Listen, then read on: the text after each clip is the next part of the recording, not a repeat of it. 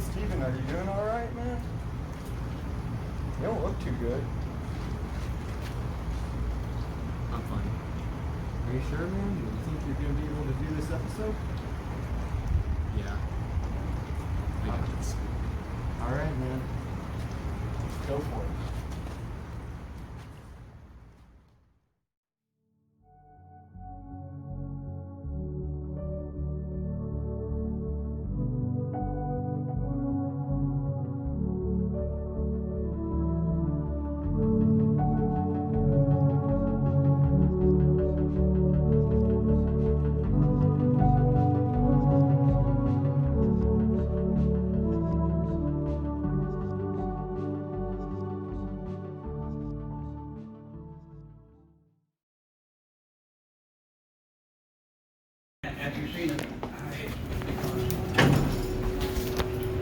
No. I am Caleb Kinghorn. I am a licensed neurologist. I own and operate a trout petting zoo. You wouldn't believe the market for that. It's actually a lot better than you think it would be. I'm reading the expression on your face. You think it's a joke. It's not a joke. Trout petting zoos are real. Flesh folks were funny little guys. Had a great sense of humor. Whispered all sorts of secrets, eldritch secrets into your mind. Really awoken the third eye. It was actually listening to these whispers that I got, the idea for the trout petting zoo, which I assume that's what you're here to talk about. Oh. I really have to do this. This is a waste of time. Patchwork Evergreen. Used to be, well, I guess I still am kind of a famous writer, director, producer, that kind of shit. I was enamored by the idea when Animal Planet said we were going to do them as these type of ads and all that kind of jazz. And so they brought me on, and it's kind of my fault with them. And the beginning was fun. I'm not gonna lie, it was fun. But I always had some resentment in the beginning, which I think maybe was one of the reasons the project ultimately, fell apart. So Flesh Folks was an experiment by my friend Steven. He basically made the Animal Planet what it was today. He made their mascots. Well, Steven was an interesting guy. I was just minding my business out in the park one day, and he just ran up to me with a flesh folk in hand. Kind of shoved him in my face and said, "Hey, do you want a friend? Do you want a little guy to whisper secrets to you?" And I'm like, "Well, okay, I guess, And it went well, He gave me the flesh folk, and then he left. Kind of a bit of a cryptid. He was an inventor, an entrepreneur, but most of all, he was my friend. Is he even sad? If you weren't so goddamn persistent, I probably would not sitting here and talking about this shit, but let's be face it, I'm kind of drunk right now. So, Steven was fucking awesome! So, when Animal Planet contacted me and said, well, let's be honest, we all knew. We all saw the TMZ headlines, the Variety Hours, the Hollywood Reporter. Fuck, he had a drug problem. But in Hollywood, who fucking doesn't have a drug problem? And I'm addicted to cocaine and heroin. He was a great friend. And I didn't believe anything about his addictions. He seemed sober and fun to me. But then, after the third or fourth episode, things took a turn. He stopped talking to me. He locked himself into his room. Got a fucking burn. That's when shit really started hitting the fan, was when he was hurting himself. But he ran out of my car like some kind of wounded wolf. And escaped to the woods, and I didn't find him for like a week later. Something of a miracle drug of the time. Very controversial, right?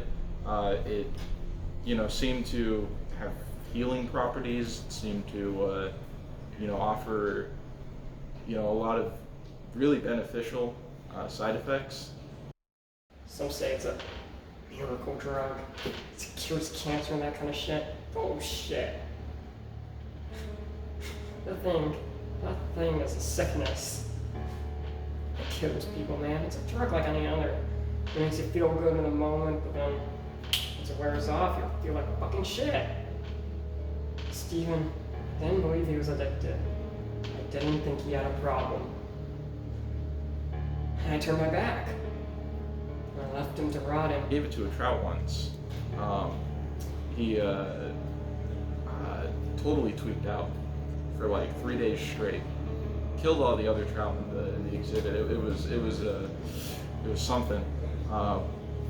But you know, trout was good as new afterwards. And, you know, so it's a double-edged sword, I guess. You know. A lot of people had different ideas of what it was. Personally, I thought it was one of those fit tea scams. Like, listen, I love Steven, but I didn't believe in Dyminium Dioxide at all until what happened in the lost episode.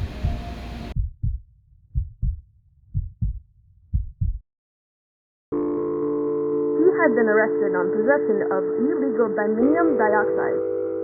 Stephen Salad has been reportedly sentenced to 90 community service hours.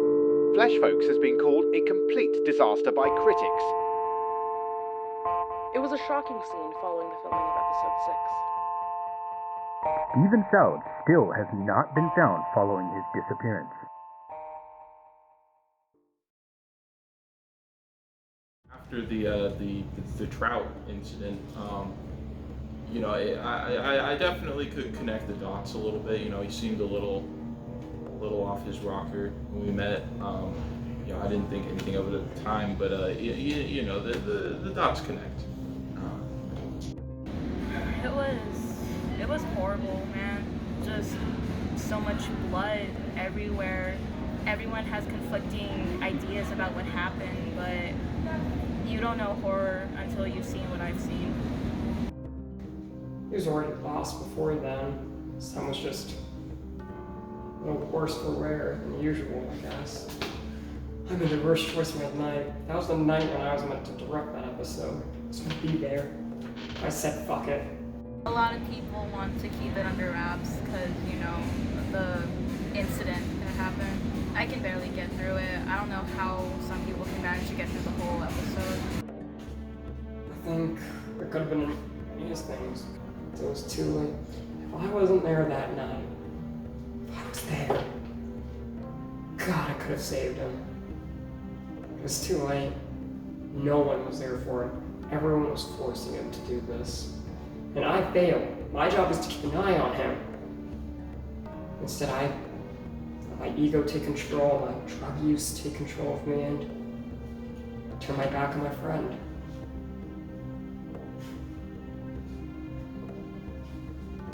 I wasn't doing anything. I was just crying. Because I felt like that was the night I lost my best friend. I didn't answer my phone. I knew he was gonna die. And I just let my ego take control. And that's what cost everything.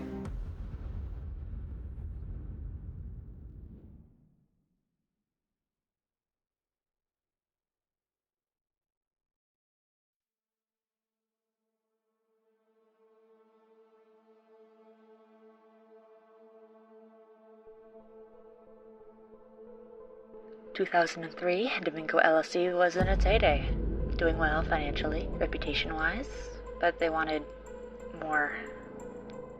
My name is Susan Cooper, and I am the Fall of Flesh's attorney. Over time, I have become entrenched with Dimingo, things people really ought to know that the company keeps deep under wraps.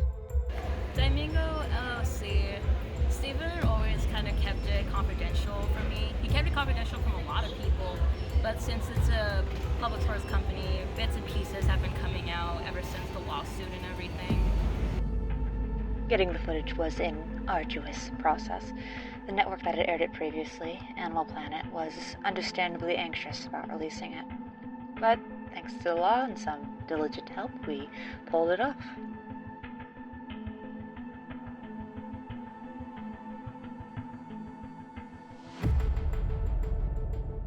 Dim Jen, in my eyes, is just a new coat of paint, a metaphorical washing of hands of the whole incident. Whether Gentech truly understands this or not, I can't be sure, but one way or another, they are aiding a company culpable of some of the worst human and animal testing seen this decade.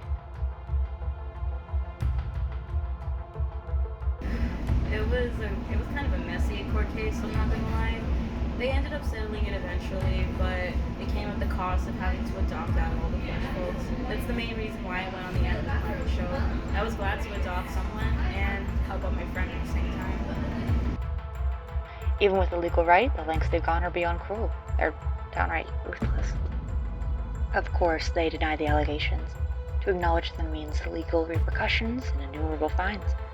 But something of this extent should never be forgotten. Regarding episode 6, there remains much to unpack. Viewer discretion is advised. It is not a pretty sight. Expect a much-needed revelation of the goings-on behind Dimingo LLC doors. I'm Jerry Trevelyan, and I'm a flesh folk activist. I'm very passionate about the flesh folk and finding a home for them. I think it's a greater cause that our society needs to be focused on. My name's Allison. I was one of the camera crew people on the Flesh Folk documentary that night of the event as well. Nowadays, I just work at a pet store primarily with rabbits. Well, it's been a rough many years since the incident. It's just crazy. Is the best way I can describe that initial moment. So I've been through about 6 therapists, and it's a lot of it because over half of them wouldn't believe me.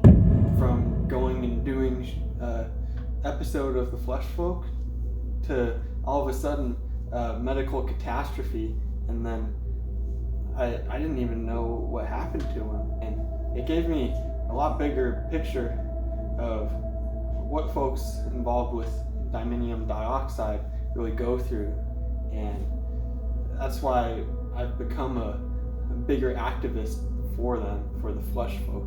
So yeah, I'd say it's given me reason for transformation, even in all the craziness. Well, it all started out just fine. Everything was going well, but Steven, he was getting sick. I thought he was okay. He said he was okay, and then all of a sudden, things took a turn for the worse. He ended up having to take refuge in a stranger's house, and things were just wild from there. Well, I was behind the camera filming Jerry and him talking, and then next thing I know, blood and guts fall out of his sleeve, and so we started running because we knew something was going crazy, and we went to the stranger's house, and I mean, we're really lucky that guy let us in, because I don't know if we would have made it without him.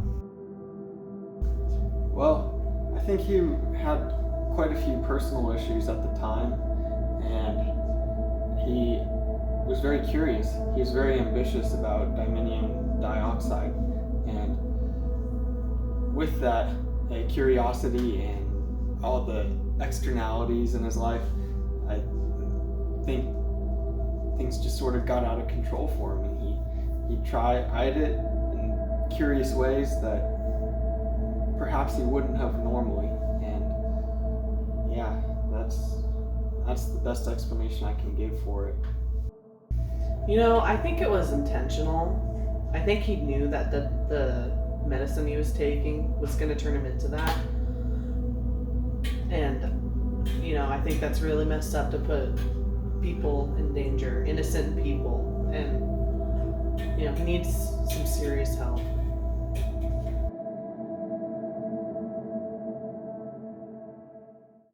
Oh yeah, totally. You can tell me that this guy takes a super drug and then just dies? No way. There is a rule in cinema If you don't see a dead body, then he's alive. But that's bullshit. He's dead. Many people are ODing on Dyminium Dioxide every day. It's coming back fast. Shit, I've been offered to take some now. I've always declined. I'm not really trying to clean up, but I'm not using the hard group shit anymore. If that makes sense. But no, he's dead. He's gone.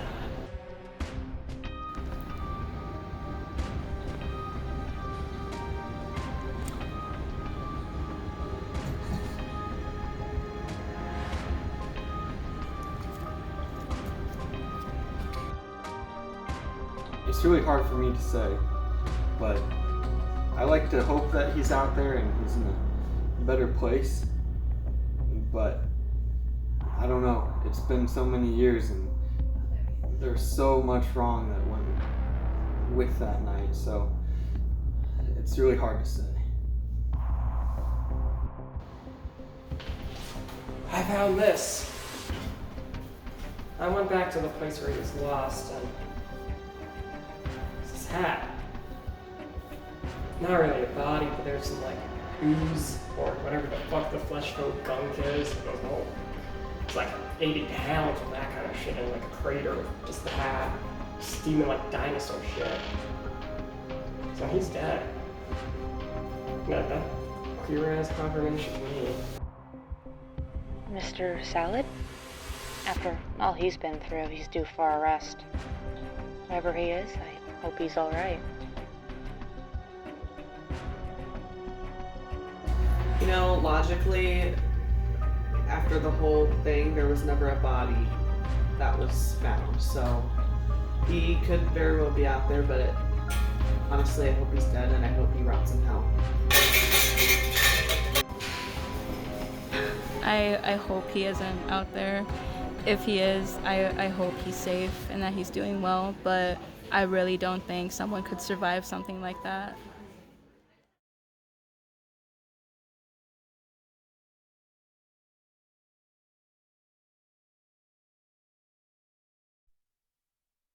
Welcome back, y'all, to another episode of your favorite show, Flesh Folks. Now, a little bit has happened since the last episode.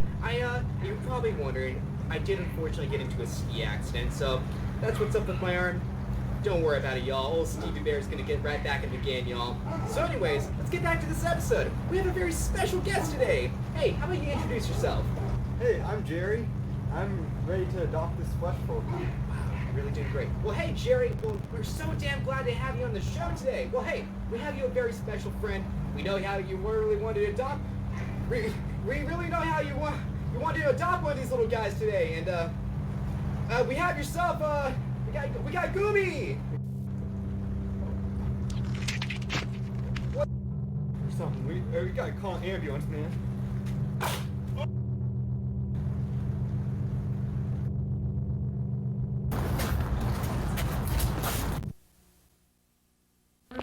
Let him in. Hey, who are you? Hey, man, I can get in here, buddy. Get in here. I'm trying to take refuge here. What happened? What's going on? Steven, he was fine, and then I saw what happened behind the camera and I just had to freaking run. Like, pounding on this guy's door and he let us in. So. Hey, sister, it's my way or the highway, and that's the end of it. Okay, the SWAT team's gonna be here in 30 minutes. Say what? Let's close this shit up right now. I want you to close this shit up. Go ahead and close this up. You tall guy, close that fucking window.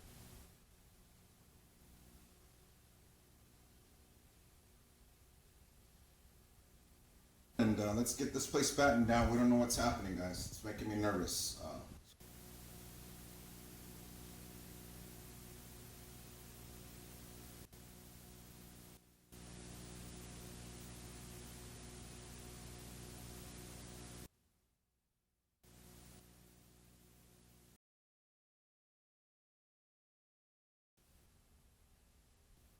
Hey guys, I got all this down monitors everywhere. It's on right now. See if we can pick something up.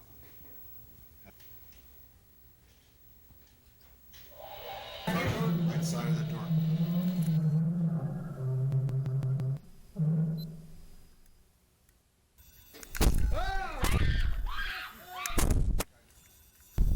What the?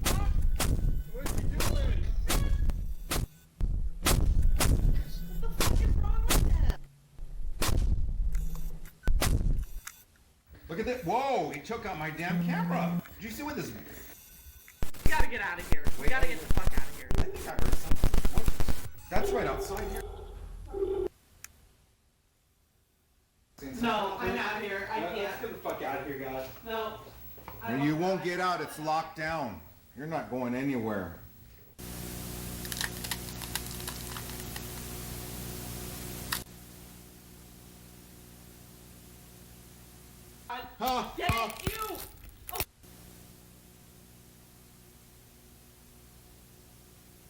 What's concerning to me is where's the rest of it?